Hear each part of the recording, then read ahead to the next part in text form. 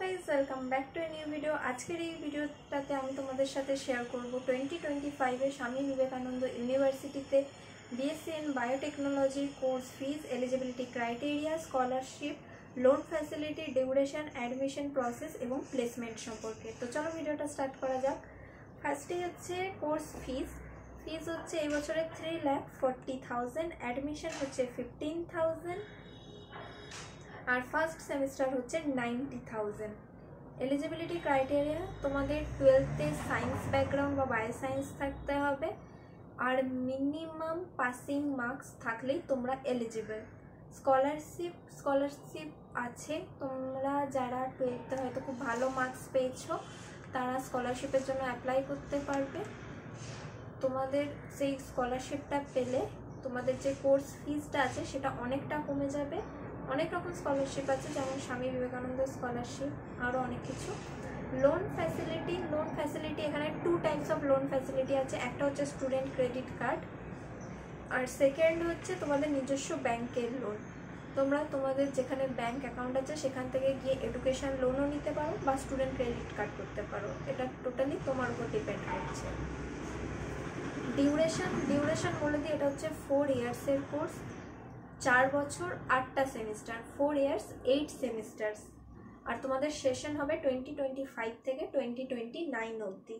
Admission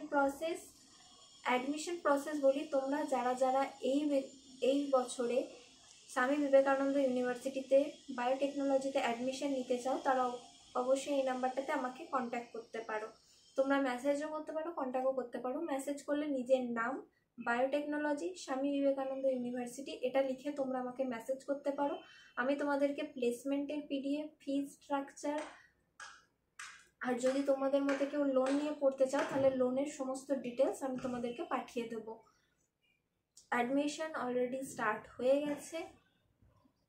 আর একটা কথা তোমাদের জানিয়ে দিই, স্ট্রিক্টলি জানিয়ে দিই, এই যে নাম্বারটা আছে এই নাম্বারটা শুধুমাত্র তাদের জন্য যারা আমার থ্রুতে অ্যাডমিশন নেবে, আমার তরফ থেকে অ্যাডমিশন নেবে। বাদ বাকি তোমরা যদি কেউ থাকো যারা অলরেডি অ্যাডমিশন নিয়ে নিয়েছো, অন্য কোনো কাউন্সিলরের সাথে কথা বলা আছে, অন্য কারোর সাথে গিয়ে অ্যাডমিশন নেবে, এরকম যদি কেউ থাকো তাহলে প্লিজ এটাতে কন্ট্যাক্ট করো না। এটা শুধুমাত্র অ্যাডমিশনের জন্য। তোমাদের যদি কোনো কোয়েশ্চেন বা কোয়ারিজ থেকে থাকে অবশ্যই তোমরা আমাকে কমেন্ট করতে পারো, আমি তোমাদের কমেন্টের অবশ্যই রিপ্লাই করে দেবো। শুধুমাত্র যারা অ্যাডমিশনে ইচ্ছুক শুধুমাত্র তারাই এটাতে কন্ট্যাক্ট করতে পারো। এরপর হচ্ছে প্লেসমেন্ট। কলেজের প্লেসমেন্ট যথেষ্ট ভালো, সেটা তোমরা কলেজের প্লেসমেন্টের যে পিডিএফটা আছে সেটা দেখলেই তোমরা বুঝতে পেরে যাবে। সেখানে কোথায় কোথায় ট্রেনিংয়ে পাঠানো হয়েছে, কোথায় কোথায় প্লেসমেন্ট হয়েছে সেই সমস্ত কিছু মেনশন থাকে। তো তোমরা সেটা দেখলে অনেকটা বুঝে যাবে যে কোথায় কোথায় তোমাদেরও প্লেসমেন্ট দেওয়া হবে, কোথায় কোথায় তোমাদেরকেও ট্রেনিংয়ে পাঠানো হবে। সব কিছু সেখানে মেনশন থাকে। যারা আমার থ্রুতে অ্যাডমিশন নিচ্ছ তাদেরকে তো আমি সব কিছু অলরেডি পাঠিয়েই দেবো, প্লেসমেন্টের পিডিএফ, সাথে কোর্স ফিজ স্ট্রাকচার, আর সাথে যে লোন নিতে চাইলে লোনের যে প্রসিডিওর আছে সেটাও আমি তোমাদেরকে বলে দিতে পারবো।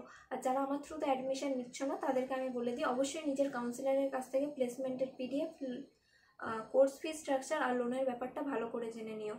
লোন অনেক সময় হয় যে তোমরা একটা অ্যামাউন্ট দিলে কলেজ থেকে এনওসি পেলে সেটা ব্যাংকে নিয়ে গিয়ে তোমাদের লোন অ্যাপ্রুভ হয়, কিন্তু অনেক সময় দেখা যায় যে তোমাদের লোন অ্যাপ্রুভ হয় না, কিন্তু সেই অ্যামাউন্টটা যেটা তুমি কলেজকে পে করেছো সেটাও কিন্তু রিফান্ডে পাবে না, সেক্ষেত্রে তোমরা ফেঁসে যাবে। তাই আমি তোমাদেরকে বলছি অবশ্যই নিজের কাউন্সিলরের কাছ থেকে এই জিনিসগুলো খুব ভালো করে জেনে নিও ফিজ পেমেন্ট করার আগে।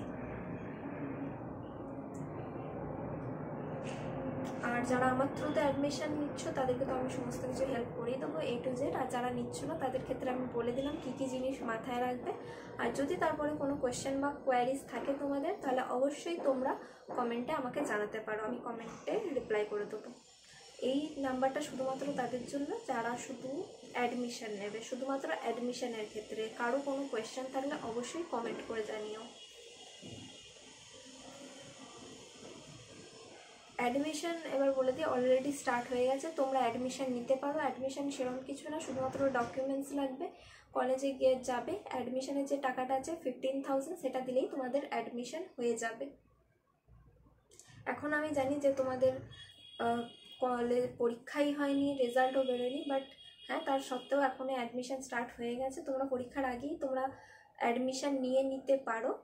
পরে যদি রেজাল্ট বেরোনোর পর দেখা যায় যে তুমি ফেল করেছো, শুধুমাত্র ফেল করার ক্ষেত্রেই তোমাদের যে অ্যাডমিশনের টাকাটা আছে 15,000 সেটা তোমাদের রিফান্ড করে দেওয়া হবে। তো তোমরা অবশ্যই অ্যাডমিশন এখন থেকে নিয়ে নিতে পারো। যারা আমার থ্রুতে অ্যাডমিশন নেবে তারা অবশ্যই এটাতে কন্ট্যাক্ট করো।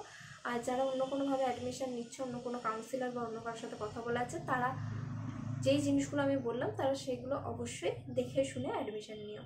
তো আজকের ভিডিওটা এইটুকুই। টাটা গাইস, দেখা হচ্ছে পরের ভিডিওতে। টাটা।